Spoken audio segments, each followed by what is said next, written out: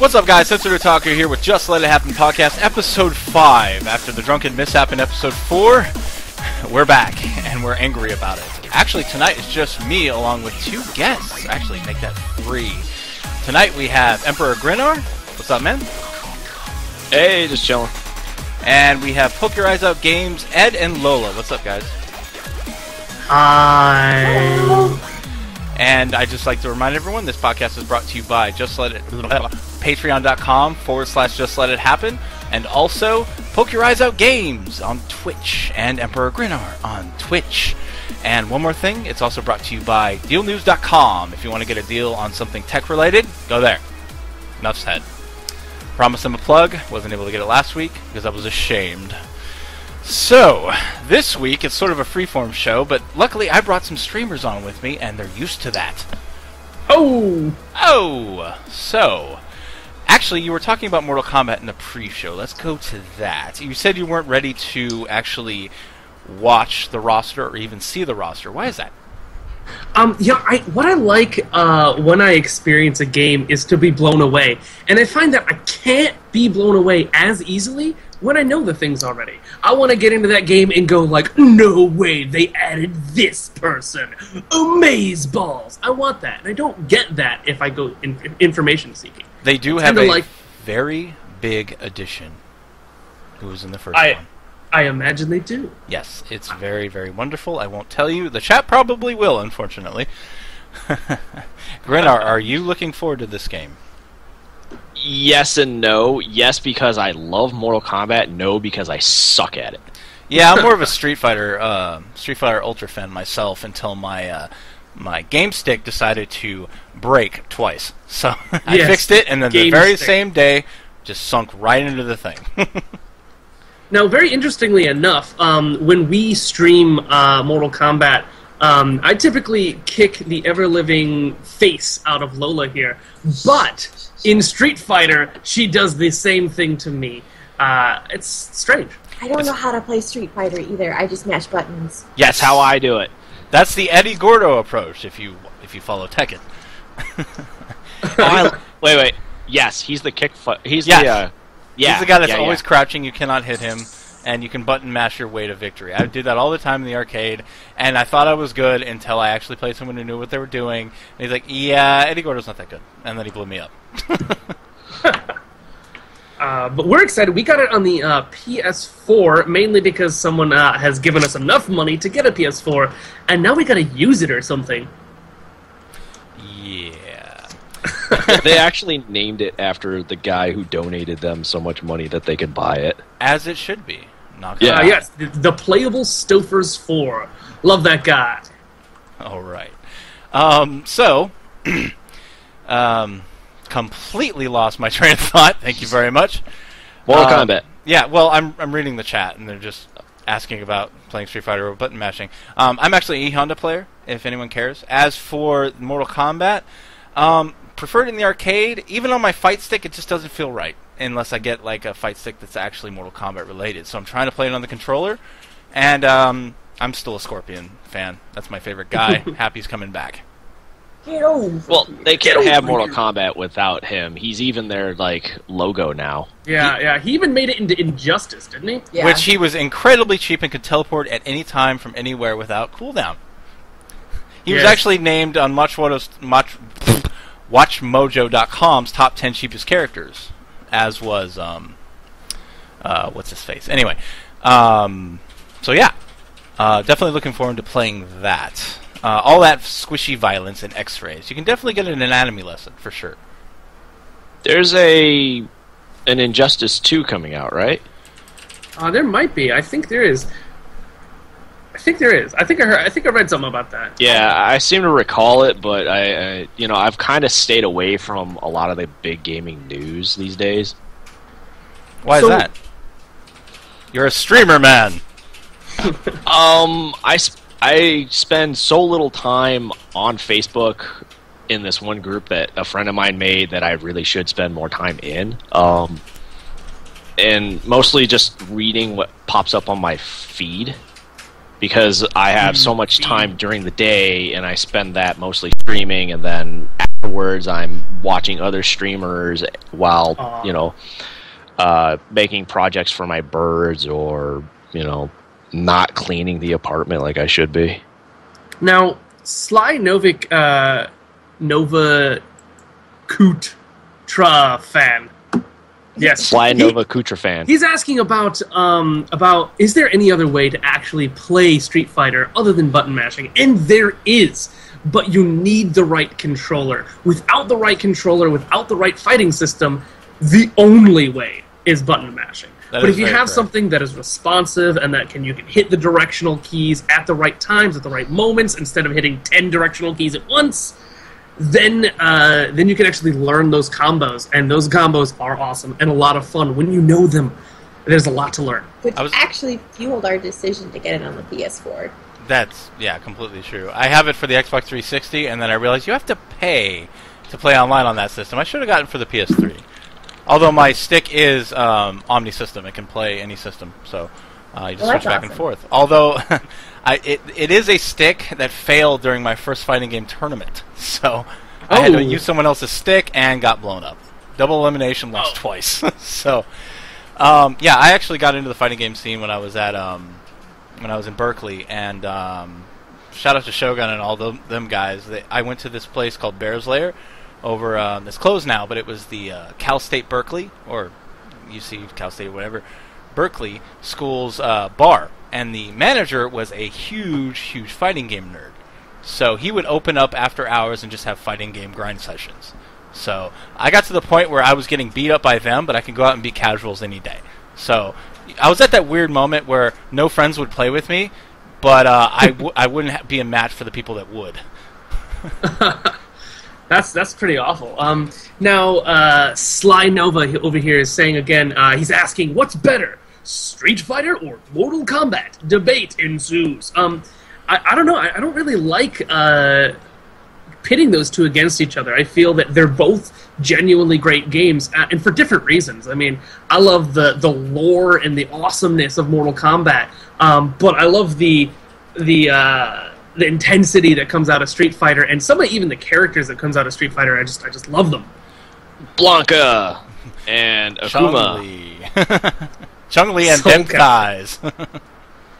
I remember when she didn't have them thighs. Really? When was that? She had them thighs in Street Fighter 2. I mean, Street Fighter 1. It'll keep going. I mean, if we keep comparing the games, we're going to end up finding ourselves comparing Mortal Kombat to Smash Bros. And I just don't think it's fair. I feel comparing a lot of games is apples and oranges most of the time. Yeah, Smash Brothers, total button smasher. Smash Brothers, not a fan. Although the amiibo, being able to train them and put them on and let them level up and stuff and learn your fighting style is a good mechanic for the amiibos. But, last time I brought this up, I got shot down because he's like, I'm not 12. Shout out to Denifin. Wish you were here. No, he's too busy driving. Yeah, he's on his way somewhere. I think dropping someone off. He was pet sitting. Anyway. Oh, jeez. Yeah. So in interest of satisfying Sly Nova here with his question, what do you guys like? What do you prefer, Mortal Kombat or Street Fighter? I prefer Mortal Kombat personally. I prefer Mortal Kombat up until Street Fighter 4, and that's the game I chose to go all in on. And yeah, it's actually kind of funny. When I went in, I'm like, I'm going to be Akuma. This is going to be awesome, and I would get blown up every single time. And then I switched to E Honda, who's a charge character, who's always in defense. And he's like, dude, your reactions are so much better on E Honda. That's the day I became an E Honda man. I'm actually... Sorry. No, you're fine.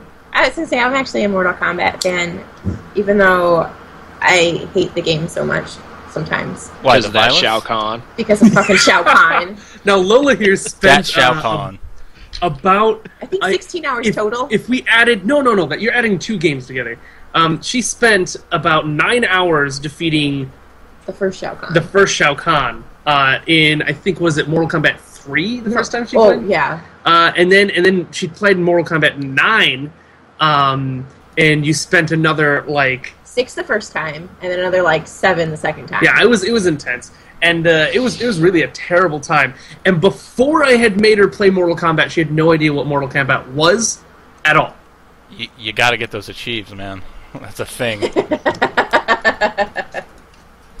That's definitely a thing. Actually, it's not even achievements. It's more of a pride thing. Or like, I've gotten through this entire freaking thing. I've got to kill this thing. The day I beat Seth in Street Fighter 4 on the hardest difficulty, I was cheering. It was fun. It's like beating the first boss in Demon Souls. She nearly ripped my face off when I picked up the controller for a moment to give her a break, and was doing really well. I remember you don't do that. You don't do that. I was like, there is no way you are defeating this boss I have spent so much time on. Wow, you're a dick, dude. No. Yeah. No, I really wanted to beat him just for that reason too. So no, yeah, I'm a dick. So yeah. Anyway, I played Mortal Kombat a lot more than I did Street Fighter, and I grew up on that game. I even put a lot of time into Mortal Kombat 2. Oh, God rest my soul. That game is just throw city. The computer is so cheap. But come to find out, now current fighting game players, they say cheap is actually the way to win, and if you can't block it, that's your fault. When I was growing up in college, if you were cheap, you get your ass kicked. Now, if you don't do it, you can't win. Yeah, I'm not a big fan of that. I'm not a big fan of pushing someone into a corner and then keeping them there and then winning that way. I think that's kind of cheap. Now that's how you lose all the time, Lola. This stems. That's why Shao Kahn beat into you. An argument.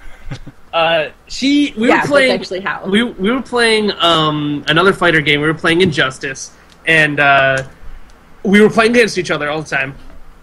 And she kept really angry because I would get her into a corner that she got to. She kind of backed up, avoiding my attacks, and then was stuck in a corner, and she was very angry that I didn't let off. However, when she put me in a corner, I didn't stay there. That's because you weren't doing combos that kept, or I wasn't doing combos that kept you in the corner. You were able to get out of it. I would have been able to get out of there even if you did combos. Well, then I didn't have to. Because I got the skizzles. We play foosball at work. And whenever a new person comes in, we play kind of soft the first game, and then the second game we're like, okay, now we're going to play our actual speed, and you're going to lose, but you're going to learn. And that's how we teach new players that come into the fold. We go full speed. Yeah, by making them fail. That's how you learn. That's the whole Dark Souls philosophy. Exactly. There's a couple ways to do that. You can let them learn by having them fail. But one way that they don't learn is when you just smash the ever-living shit out of them. They don't learn from that. They just get upset. She's talking from experience. Yeah, it depends on if they're there from a I want to have fun perspective or I want to learn perspective. I learned more grinding and getting my ass handed to me. There was this guy who mained Marvel vs. Capcom 3. He hadn't played Street Fighter in 2 years. He came down and beat me 20 games in a row. And he wasn't even trying. I mean, this guy's on a different level. He always gets top 16 on EVO on everything. But, you know, it was just like, I learned so much just by him kicking the crap out of me for 20 games, you know? That brings up a really mighty fine point. Now, over here at PokeYourEyesOutGames, we have a pretty heavy slant on our community towards, our tagline, which is good community, good games. And we believe that pretty much any game that you're going to be playing multiple player style would be improved by good community. Teaching the right way and helping somebody who's frustrated not be frustrated and learn the game the right way. And I think it's very important, depending on how you learn, to change that up. I'd love to smash the crap out of you to teach you things. But somebody else would need a little bit of a different approach. Yeah, it all depends on the person. Some people, like, for example, staying on fighting games, my fiance threw in Guilty Gear for the Xbox One because it was backwards compatible. She kicked the crap out of me. And, but I kicked the crap out of her in Street Fighter 2, so it got to the point where, like, you know what? Let's just switch games. You know, let's learn each other's games so we can be there for each other when we're actually playing, and we both got better at it. So again, that's just my mentality. But I guess since I've surrounded myself with hardcore players, it was more my mentality to just grind it out and learn from that, and instead of taking it personally, because that's where the whole thing salty came from. There's a lot of salty fighting game players. Me? Yeah. I have a grievance with the word salty being used so many times in today's gaming communities. Salty doesn't mean what people say it means, or they don't use it properly, and that grievance makes me sad. How do they not use it properly? Yeah, I was about to say go. Tell me your feelings. Salty. The way people use it is, I am now angry that something has happened. I have failed something, or someone murdered me, and I'm salty about it. That's not how it works. Nope. I mean, because it really is supposed to be someone who is constantly sort of gruff and negative about things. Like a salty old sailor would be someone who would be like, "Yar, well, the weather's crap today, and I'm going to have to go out to the grocery store, and I'm going to have to buy myself some more potatoes because I ran out." That's a salty individual who's just salty all the time. It's a sort of a constant or more consistent state of being. But salty isn't something that just crops up because you've become angry. Well, that person, for one, should have gotten some oranges instead of some potatoes.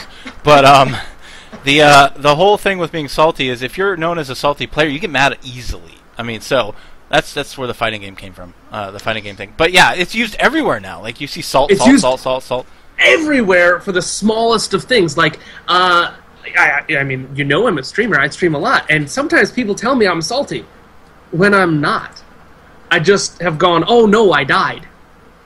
That's the words I used. The reaction is what gets you viewers. I mean, come on. Ed doesn't.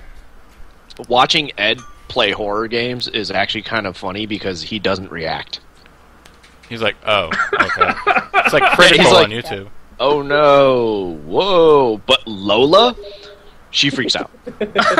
This is why we have Terror Tuesdays, and actually, we're pretty excited to be playing a game called Joe's Diner tomorrow night. Pretty awesome. The game actually learns what your reactions to the game are. So when you get startled and your mouse moves, or there's something creepy happening and you slow down and you stop suddenly, or you turn rapidly, the game is watching you do all of this. So every time you do those things that the game knows that are you reacting to something happening in the game, it registers as it showed you something creepy, and will show you more of the things that are creepy and less of the things you don't react to. Yeah, the type of what is that called? It's kind of like procedural learning. Those types of games are awesome, and we're starting to see more of them. Do you have an example? Of procedural learning? Yeah. Well, Fable was supposed to be one. But it wasn't. Fable 2, I don't even know what the promises were for Fable 2. Oh, yeah, okay. So, the characters will react differently based on you, your face scars in certain ways, that kind of thing? Kinda, Yeah. In Fable, it's more static, though. Yeah, it's more static. In the games that I'm talking about, which another fine game made by the same people that made Joe's Diner was Pineview Drive. And that game is also very similar in that fashion. You actually have a health bar that occurs, and you will actually die during the game if you manage to get that health bar all the way down. And that health bar is actually reactionary to your freaking out. Luckily, I had helped Lola here learn how to keep going even though she's terrified out of her mind, which really helped her in the game stance, with how she was moving, remain unresponsive. But her face and screaming told a different story. Speaking of face and screaming, let's segue a little bit into the survival horror fad. Do you think this is a thing to stay, or do you think it's going to go away in the next 5 years? Survival horror. Now, I want it to stay, but what I want to see from that is I want to see it evolve and turn into something I didn't expect or I haven't seen before. And I think the only way that it can stay is if it does something like that, and that wouldn't upset me. Yeah, putting the procedural decision-making and stuff into there that learns from you, that would be amazing. Yeah, I actually got a chance to talk to the coder of those two games that we were just talking about, Pineview Drive and Joe's Diner, and he talked to me at length about the games that he wanted to make. He wanted to make a horror game on an island full of dinosaurs. That's awesome. That doesn't happen. There's not too many horror games that the focus is horror, and you're on an island full of dinosaurs, and you just have to hide from dinosaurs and survive through the dinosaurs and try to escape the island. That doesn't exist. All dinosaur games involve shooting and blowing crap up and stuff like that. It doesn't... Well, it's kind of like Turok. Dino Crisis, except... Yeah, Turok was pretty awesome, by the way. Yeah, Turok was. I actually have an idea for a Turok-type game, but it involves Pokemon. I've been on a battle It's an pet. awesome idea. I've been on a battle pet kick lately. I've been wanting to reinstall WoW and do the battle pets. But go ahead, tell me your idea. About the Pokemon Turok thing? Yeah, or you don't want to say it. He just wants to shoot Pikachu, I think. Oh, that's No, actually, it's not Pikachu. Although I totally would. It's Bulbasaur. Don't get it right, man. God, Yeah, you're such Squirtle a is casual best. Pokemon player. Squirtle is best starter man. Honestly, I only played the first one, and that was on the regular Game Boy. You couldn't tell what was going on. Phenomenally enough, I'm really proud to have a setup that allows me to play Game Boy games from the cartridge. We actually play Pokemon Yellow from the cartridge, which is pretty awesome. Yeah, but Yellow is based off the TV show, which came after the Red and Blue. Yes, that is true. But it's still very similar. But we Yeah, could play it's Blue just the same. Super if we owned it. similar. And Yeah, we were thus, talking- go ahead. Sorry, we were talking about that survival fad right now in the video gaming world. It's kind of sitting there like the MOBA fad, where unless somebody gets super interesting with it, I feel like it's just going to be another one of those things that are going to die out soon, and something new is going to take its place. Yeah, like the roguelike fad that's happening. Like every indie game developer is coming out with roguelikes. Now I like roguelikes, but so many, and a lot of them are so similar. I own them all. Yeah, you said that in the first episode. Where like, if I there's have a no problem with sale, that. you buy it. Yes, if Like, there's a sale, if it's I a- definitely buy it. Yeah. Yeah, Humble Bundle, roguelikes, everything. I mean, I love me the roguelikes, and I've been a fan of Rogue since the original Rogue, which I actually had. I had the actual disc. I don't know how I got it. I don't know where my dad got it, but I was playing it on a 286 computer. It was amazing. And just like Wait, the, the 286 from like the 80s? Yes. Rogue Or is from the old, 80s. man. I just wanted to make sure that my brain had it right, because my first computer was an Apple II. the Binding of Isaac that Sly Nova just talked about is a really great roguelike game. Oh yeah, But I would not believe- call it the best Sly Nova. I would not call it Nah. the best. There are certainly a lot out there. I thoroughly enjoy could have been so Our deeper. Darker Purpose. What? What was it? Our Darker Purpose. Is that Do you that not own that? school one? Yeah, it's a school one. Yeah, there's like 2 or 3 different versions of that. There's at least 2. Don't get me wrong, Sly Nova. No one wants to die here. I, in fact, love the style of Binding of IsAIC. I love everything about it. Isaac. It makes me very... Yeah. I say it. That's how I say it. He calls it Isaac, and every time I have a friend whose name is Isaac, and I just want to tell him that he's pronouncing his own name wrong. That's the way I say it. Anyway, Isaac. it's... Isaac? I suck. Isaac? Mr. I suck? Isaac. Mr. Isaac. I actually have to agree with him, Sly. He's quoting you and making it a quote, making it seem like you don't know what you're talking about. But I 100% agree. I haven't played Rebirth yet. I don't know if it's co-op or not, but that game would really do well with co-op, for one. And two, the game could have been so much better if they added like some sort of leveling system or something. I mean, it was all just random drops. It scratched an itch, but once I killed Mom, spoiler alert, I was done with it. Like, I got the best drops, and then I went and killed Mom, and that was it, But they're expanding on that with Rebirth, and it's supposed to be pretty good. But yeah. Yeah, well, Sir Carlton, Definitely- welcome to the stream. I love you. We were just talking, me and Sir Carlton, earlier today about the Rebirth and how he was kind of sick of the Binding of IsAIC. Yeah, Rebirth, the Deal with multiplayer it. that he's talking about is pretty good. It just screws you if you've got somebody who doesn't dodge, because they take one of your hearts Yeah. and use it, and then you actually lose that heart if they die. Yeah. But I do absolutely love Rebirth, but I still stand by my statement. I would not say it is the best. Can I slightly change topics for just a little second? No. Do you know what podcast you're on? Said that before, Yes. too. I just want to interrupt everybody. So, roguelike mixed with survival horror, Don't Starve. I love that stuff. I wanted to like it, I really did, but for some reason it just didn't grab me. Maybe with the Don't Starve together, once it comes out of early access, I'm not going to drop another thing on it. You didn't get the glove attachment, then, did you? That's why it didn't grab you.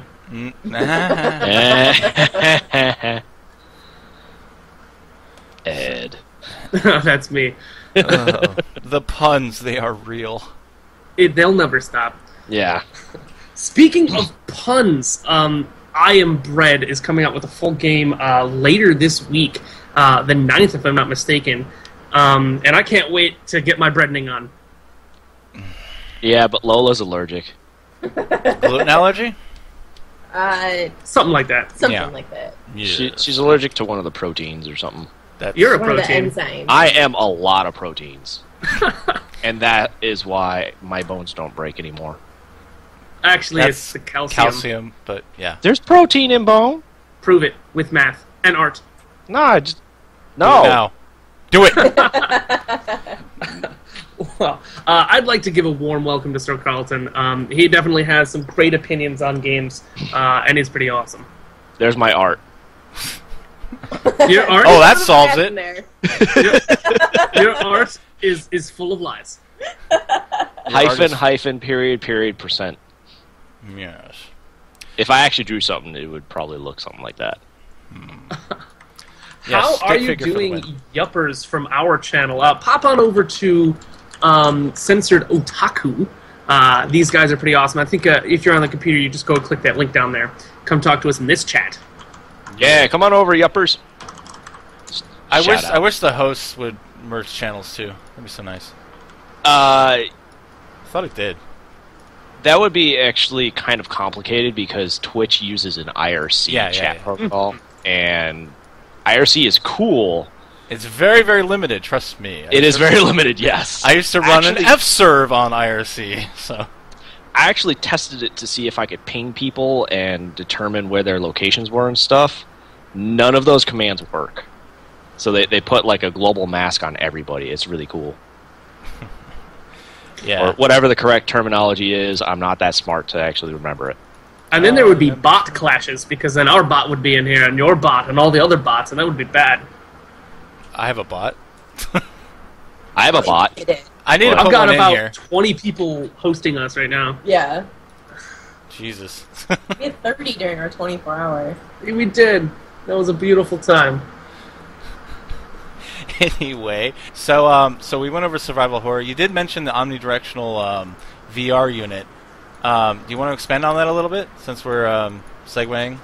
All right, so, well, you know the Oculus Rift is becoming more and more popular. The development kits are like selling like hotcakes, and then eventually they're going to come out with like a commercial version where it's just like you don't have to program anything for it. Yes. Or whatever. Anyways, yeah. So in the book Ready Player One, they have an omnidirectional treadmill with the VR unit that goes over you, and you know they use these things called haptic gloves, where instead of using a cursor or like a keyboard and a mouse and stuff, you actually use your fingers to navigate everything. Kind of like that anime Sword Art Online. It actually sounds a lot like Lawnmower Man, if you can go back that far. I don't know if you were live. Yes. yes. When he's Except doing for there's he's like, this is a virtual mouse, and then he speeds it up and does it all in like a half hour. Yeah. Love that movie. Speaking of which, the book kind of is like a mixture of Lawnmower Man before it gets all like super Weird. Crazy, and Second Life without all the furries. Now we really want to watch Lawnmower Man. Now, I gotta say, speaking of VR, I'm really interested in Steam's VR. Yeah, the Valve one coming out. I don't know anything about it. That's not the Mobius, right? That's Sony? It's the HTC. Yeah, Oh, okay. I put Well, they're going through- link in there. They're going through several different vendors for that, I hear. Yeah, I think Yeah. they are. But what I'm excited about this is this kind of reminds me of a little bit of how I felt about DayZ and H1Z1 is the idea that we're all excited about DayZ coming out eventually, and then H1Z1, the Steam VR, comes out and it does everything that the first one, the Oculus, comes out with, but does it a little bit better and is a little bit more available and seems to be further along in their process. And I'm pretty excited about that. I'd love to see that and how those two competing, the Oculus and the... I mean, because there's VR everywhere these days. I'd like to see these two duke it out. Yeah, because this is the good thing about capitalism. I'm going to talk about capitalism. Is that... America! America! That competition will drive the industry either into a whole nother realm or kill it because it sucks. Yeah. It could be the Atari, or it could be what porn is going to do to VR, basically. Now, VR, this is not by any means the world's first attempt at VR. Nope. No at all. Actually, you were talking about Lawnmower Man, and when that was happening, when that movie came out, that was a serious interest in a lot of people's minds, but my God, did they not have the chutzpah to do it. Because it was the 90s. Talking about like books that featured VR in it, there was a fantasy series called Pendragon. Yes. And the fourth book, he goes to a planet where everybody's just stuck in this VR, and it's all about how they no longer live their actual lives. They're being fed through tubes in this fantasy world all the time. And it was his job to turn it off. Now, is this a threat that could potentially happen in our future? You With mean all The this Matrix? VR? Yeah. Did you see that movie, Yes, Lola? I did see It was sort of a small indie movie that didn't get a lot of attention. Fun fact, a family member of mine worked on the second or third one, or both. So But, the I ones mean- that they didn't steal the scripts for, no offense. I don't know.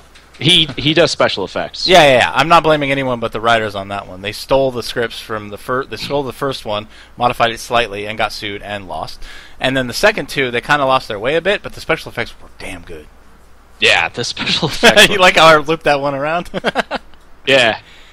Yeah, like, do you guys think that that's something in the future that could potentially pose a threat for people? Actually, a lot of sci-fi shows well, maybe not a lot, but a lot of TV shows have touched base on society losing their way and getting stuck in VR worlds instead of interacting with each other. Or prefer it, yeah. Like or preferring it, right. There's actually a phenomenon going on where people are addicted to electronic devices, and some sociologists are concerned that with the development of VR, that people just will not unplug. If you remember, EverQuest 2 had a slash pizza, and they had to disable it because there were so many people not ever leaving the house. Yeah, that happens when people get addicted to the internet. That's a very real concern. But those people are weak. Anyway, It's a rising problem in Japan. Their birth rate's way down. Dude, part of this. People in Korea die from staying in cyber cafes for extended periods of time.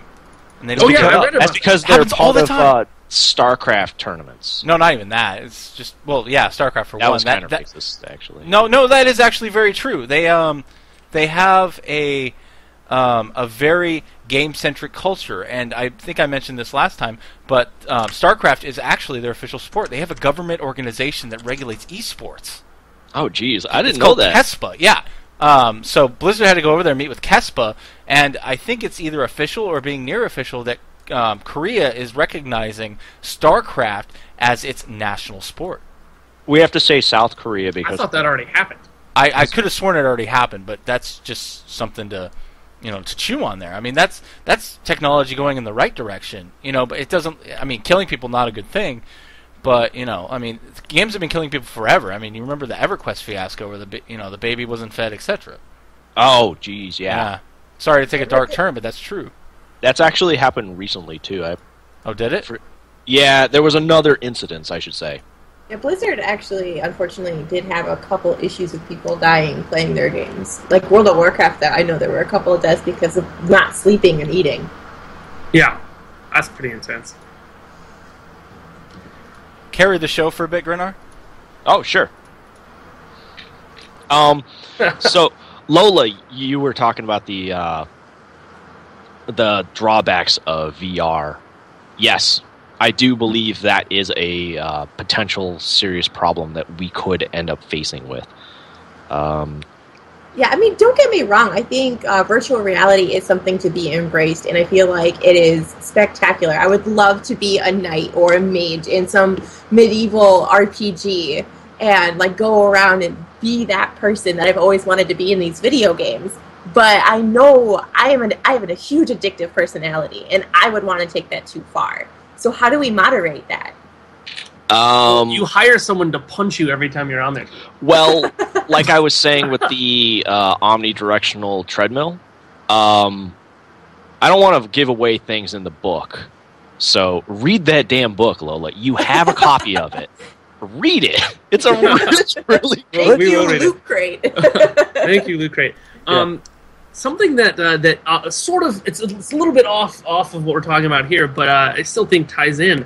That there is a long time ago, like about I don't know, like 3 months ago, I went around and I asked people that I encountered in the world if they were a gamer, and a lot of them answered no, that they were not a gamer whatsoever. And then I asked them if they played things like Angry Birds or some of phone apps or used various gaming things on the computer that weren't like full-on games, but they were games nonetheless. And a lot of people ended up saying yes, that they did do those things. So a lot of people are saying that, no, we're not gamers, we're not interacting with the gaming world, we're not associated with that, but they end up absolutely being associated with it. They actually are gamers, they don't even realize it. It does go back and forth, the whole stigma with it. It for like a long time, being a gamer meant you were a nerd.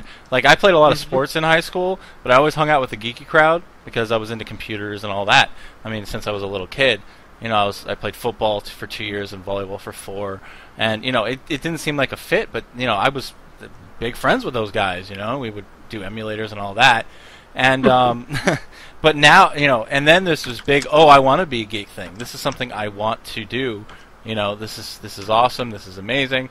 The big social kind of culture change for it, and then all of a sudden, now it's people saying, "Oh no, I don't want to be associated again." It just comes in waves. Yeah, I was actually in the generation that, like my high school, we weren't necessarily too separated by cliques, because I was that sports person. I was in all the sports. I played volleyball, softball, basketball, swimming, but I was also an avid gamer. And all of the people I hang out with were the exact same. And we played Dungeons and Dragons. We played like all of these tabletop games, and we were the biggest nerds, but jocks at the same time. And it was embraced within the whole school. And now I'm seeing, like you were saying again, is people are like, psh, being a nerd's so overrated now. I don't know why people wanted to be cool. Yeah, for sure. But again, when you're in high school, being popular, I mean, not for me, because I didn't really care, but being popular is kind of an important thing for high schoolers. Yeah, that was never true for me. I sort of just did whatever the hell I wanted to, and I still do that to this day. Yeah. It's really quite nice. But yeah, no, I've definitely played a lot of RPG, a lot of board games, a lot of tabletop games. And I'm really happy to see things like Tabletop Simulator come to the computer, which allows me to play those board games, or some of them anyway, that I really want to play with people out there across the world, across the states, people I know, people I don't know if I really want to. And I can do that. I can interact with them and play those board games until they flip the table. Well, it's really nice if you pull the cable. You can lock that table in your own lobby. Yeah. Actually, the first when I was right after my separation and divorce, etc. Not to take a dark turn, but it's true. I was looking for friends and stuff, and I really wanted to get into D&D because that's one thing that my geeky friends did not want to do is play D&D. And so I was looking at all these things, and I had no one to play with. So my first couple games, my first couple campaigns were both online. using Skype and like game tools and all that, or Yeah. tools. The first time I actually went out of town to see somebody was someone from my gaming community that I was playing with, or one of my campaigns. I went to freaking Austin just to hang out with this guy. I mean, like, that's the power of the internet and how you can go and make friends that way. Absolutely. We never met before, but we were hanging out, talking D&D, and we wanted to get a D&D game going. We were both in the same room, but we skipped it because we had a Halloween party. I lost my hat. I love that hat. It's a freaking $30 pirate hat. God damn. Oh, you have a pirate hat? Now, I have something else to say, but since you say that you have a pirate hat, or had one, I need to hear your best pirate voice. You put me on the spot, matey. Arr! I'm going to tell you a joke, but it's rated R. Anyway. Yarr! Abso-freaking-tably-lootly! I could do pirate voices all day. Keel long. haul! There was a whole stream where I did pirate voices, but that's not what I want to talk about. You did mention just a bit ago about how you played online with D&D. Now, I've noticed that there's a huge difference between online gameplay to stuff that is actually tabletop-based. And it's massively different, massively difficult. And I've always found that I really like the playing those games on the tabletop, and I would really like to stream them from the tabletop. However, there's really great programs like Roll20, or websites like Roll20 on the interwebs now that you can really flesh out an entire map. You can talk to each other. You can even roll dice on there. There's a whole lot of really cool stuff to that. And what do you think about the difference between doing that on a table and doing that on the internet? Well, being on the internet actually makes it a lot easier for you to interact. I mean, depending on if you're going to do vocal or typing. I actually grew up in high school doing IRC role-playing, like in Black Dragon Inn and all those old-school style where it's just free-form, which is why I'm a big fan of Rule Zero and D&D, because it was just, you make up your own shit, and, you'd have the power players and stuff that would be like, oh, I'm rolling 20 every time, but, once you actually start gimping out your character, which is why, slight tangent, but when I play D&D, I always gimp out my character. I play a blind guy without without sight and stuff, and just to role play the crap out of it. But to be honest, when you're in person, it depends on if you're an introvert or an extrovert. A lot of people tend to not express themselves that well in person. Like, they're very much more vocal when they're just staring at a computer screen. But that is actually one of the glorious things about Dungeons & Dragons or role-playing games. It's very much like, LARPing, live-action role-playing, where you can actually... I mean, I'm serious. In Dungeons & Dragons, I've seen a lot of introverted people actually be able to come out of their shell to play a character. Because you're playing the character. They become the character. I believe quite heartily that the most important part of the D&D experience is the DM's job. Now, any DM worth his salt should be able to get an introvert to edge his way out a little bit, enough to play D&D and have a damn good time. This is something I have a great deal of experience with and have done quite a lot, and have epic moments with everyone in my game. You heard it here, folks. He's amazing. Hey, I'm not saying I'm amazing. I'm saying that every DM worth their salt, which there's many out there. I'm one of many. I'm not a cut above anyone. Yeah. Except for those who can't. Yeah. Right. Well, that's the thing. There's a lot of bad DMs out there who think that you're just throwing you into a dungeon and just saying, okay, we're just going to roll dice for the next few hours is acceptable. And there are books for that. They're called pre-made modules that help you go through all of that. But most of the people I play with, they build their own story, they build their own land, or they use a pre-existing land, but they build their own story around it. Like I don't really know much about like being a DM from the dice aspect and the rule aspect, but I love spinning stories. So usually when I'm DMing, I have a co-DM that handles all the crap, or I just say it's Rule Zero. We'll roll for initiatives and stuff, and roll for if something happened or not. Or you can roleplay it you failed. Either or. You can overrule the roll if you want to. A lot of people don't like that because a lot of people are OCD and Type A when it comes to like the dice rolls and stuff. But there's a lot of people that are kind of in between, and we can all kind of get along in that regard. But the best worlds are the ones that people come up with, for sure. Absolutely. I get to my point eventually. Okay, go ahead. Fun fact. Dragonlance, which is one of the most popular things of all time. Love from that series. From 2nd edition Dungeons and Dragons. Oh. It started as a custom campaign. It was a custom campaign. You can tell by reading it that it was completely just D&D, and they were just writing down. They just did transcripts of their role playing, and it was so obvious after the fact. Once you learn that, you're like, oh, that's why they were acting like that, because they actually brought in, Gary Gygax or Gygax. Gary Gygax. Gygax, thank you. They brought him in, and he was doing, they were doing voices and all that stuff, and he was the one. I think he was the one that played Raceland. And, Tracy Hickman and Cartwright. Fuck, I'm thinking more of the Scientology thing, but Nancy Cartwright, eat my shorts. Anyway, but yeah, it completely was an RP that turned into a series, and it happens to be a very, very dear series to my heart. It's one of my favorite fantasy novels of all time. Their fantasy series. My favorite fantasy novel, though, is Wheel of Time, Book 1. I love Wheel of Time. I have a signed copy of the last one. I love you. So, marry me. So okay. I've experienced many different yuppers. I can still read what you're typing in Gaelic, by the way. It's in Finland, far from moving. That is not even. Give it to me, baby. Oi, babe. Anyway, what I was going to say is that I've experienced games that have felt that way.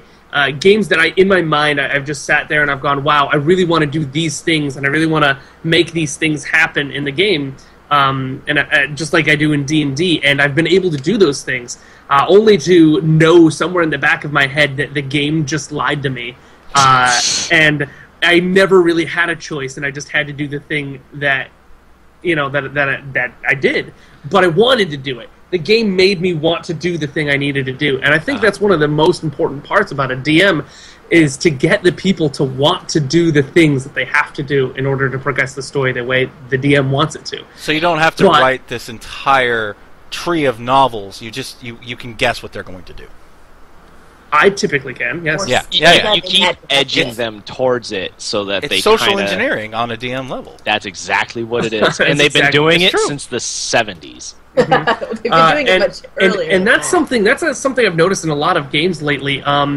Is they're either really good at that or they're really bad at that. And the ones that are really bad at that, you find that you're sitting here and you're playing the same game that you played last week under a different title. You end up doing that kind of thing. And it's really disappointing that that game developers these days aren't. They're sort of spoon-feeding the way that people play games. It's sort of like, oh, do this, press this button, move through this hallway, find the piece of chalk on the ground right next to the locker. You have to pick that up, by the way. The game tells you everything you have to do, and it's not fun. Yeah, my brother and I were talking about about video games the other day, and how a lot of them are very linear. Like, you have to go do this objective a certain way. Yeah. And if you don't, you can't progress whatsoever. I'm thinking about that video I mentioned in one of the podcasts where it was Quake done today, where you go outside of the boundaries of the corridor, and it's like, you gotta go back. Yeah. Every game does that now. It's so irritating. It is pretty Even irritating. Halo does it. Yes, Halo has become pretty linear, like, in the fact that, like, you can't roam an entire structure now. You have to go through this hallway, and it forces you to go down that hallway. I mean, before you had a couple of options where you could go up, or you could go down, or around. You can take a Banshee. You could take a Wraith. The play style I always have in any game ever is to find where I'm supposed to go and expressly go anywhere but there. That is usually what I do. I try to go where I'm not supposed to go first. Games like, what was it? Dying Within?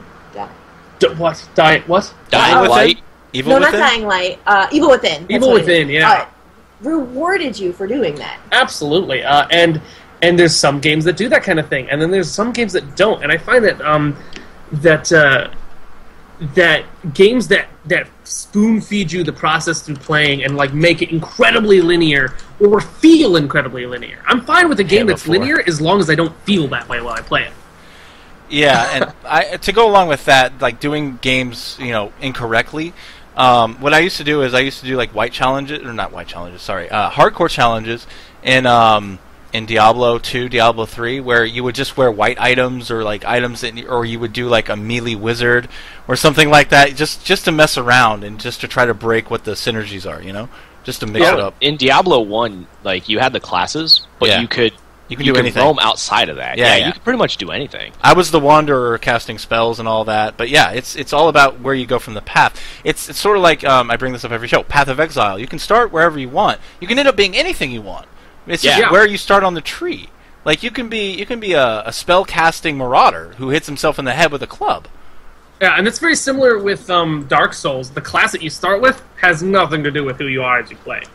Yeah. I still remember going down Dark Souls and trying to go Dark Souls. Demon Souls is a different story. I went down the stairs after you got out of the tutorial, and then I kept trying to go right. You're not supposed to go right. The game does not want you to go right, but I kept slamming my head into it trying to go right. And it didn't work out very well, and eventually I went, oh, there's a path over here. I didn't even see the path to the left.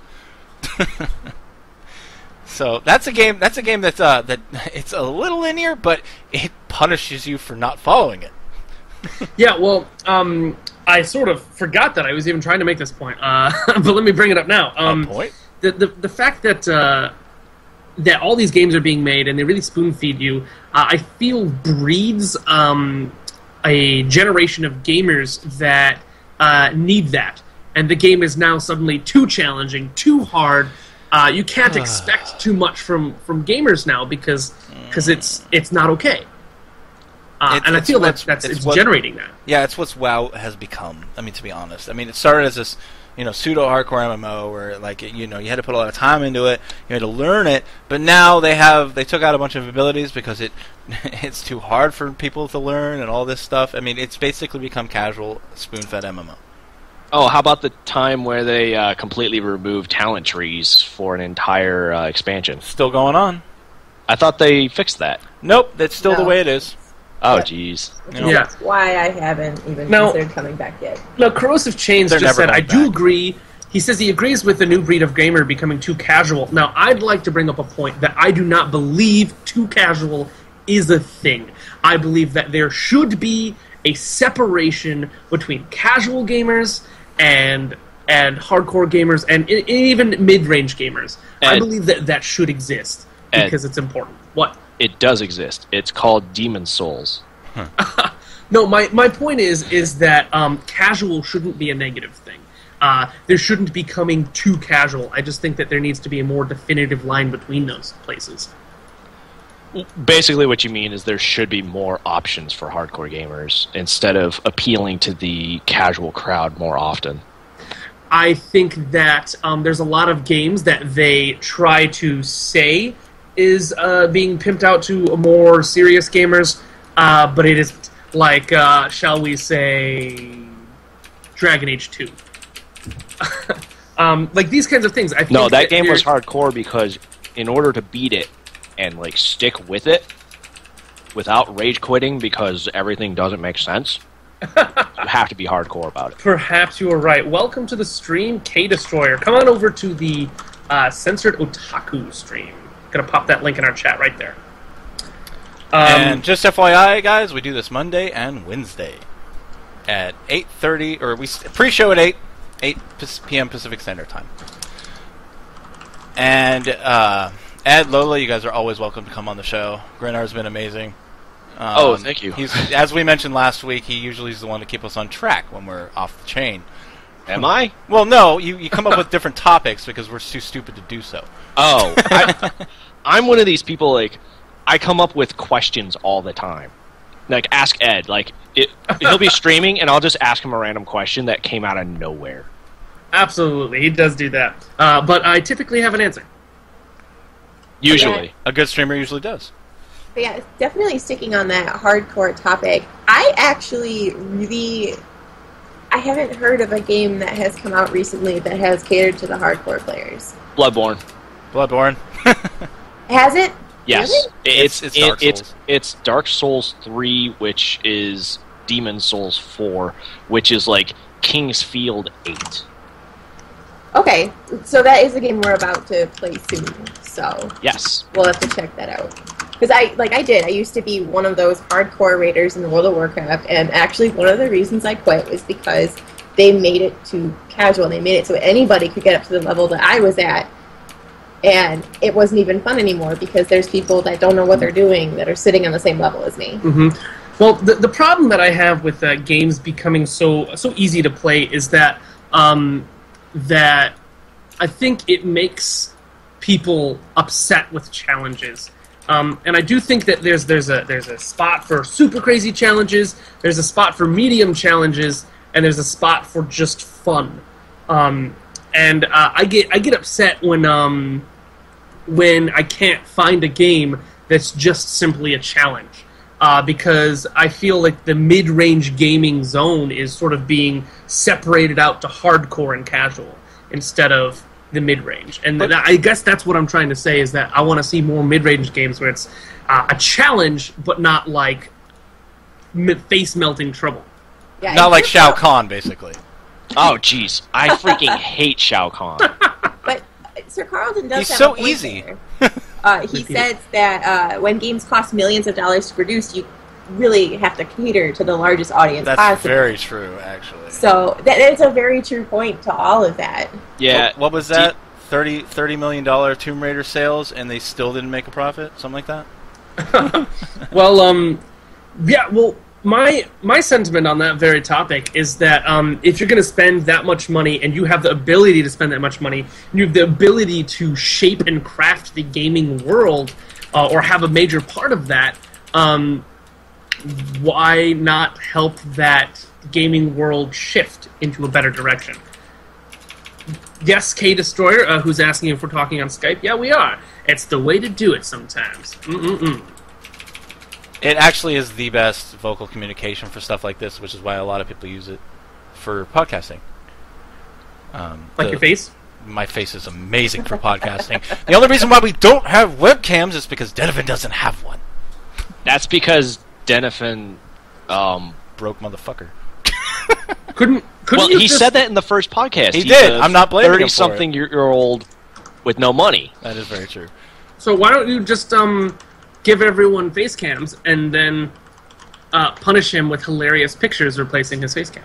I was There going you go. to. Oh, you can make him be that European elf guy Yeah. from the last podcast That picture that was I was amazing. on. Not, I Episode haven't seen 3. 4, so I don't know what image you used. Actually, I typed this out to everybody, but I know not everyone's in the stream. We're actually going to be transitioning into episode 6 and get a head start on it. So we're going to be talking for another hour, but we're going to take maybe a 5-minute break so everyone can get their little wee-wees out. And anyway. Are you making fun of me again? Yeah, well, you do want the Imperial March in your bathroom. I do. So we're gonna wrap this up and then pick back up on the hardcore topic. But I'll let everyone have some final thoughts, and then we'll take a small break. I don't know if you want to do it now or the next podcast. Well, Disney is apparently killing the X-Men franchise because Fox is really screwing it up and won't give it back. That I actually agree with. I'm sorry. X-Men First Class, very good movie, but 3 was abysmal, and the second First Class was kind of irrelevant. You mean the one Days of Future Past where they didn't explain why Charles Xavier, the old one, Patrick Stewart, was Patrick Stewart instead of some other dude? No, they basically retook all the people from the old X-Men series, Jean Grey, and all that, and I don't know. Yeah, they brought them all back for the spoiler. They brought them all back for the ending when Logan goes when he ruins the timeline, or he messes up the timeline intentionally and goes back to where the actual timeline was supposed to go, and he's the only one that knows any different. Well, on final thoughts, I'd like to mention that I really genuinely feel that no thoughts are final. Unless you're dead. No, I don't believe those thoughts are final either, because You can always expound upon them. someone else can pick up.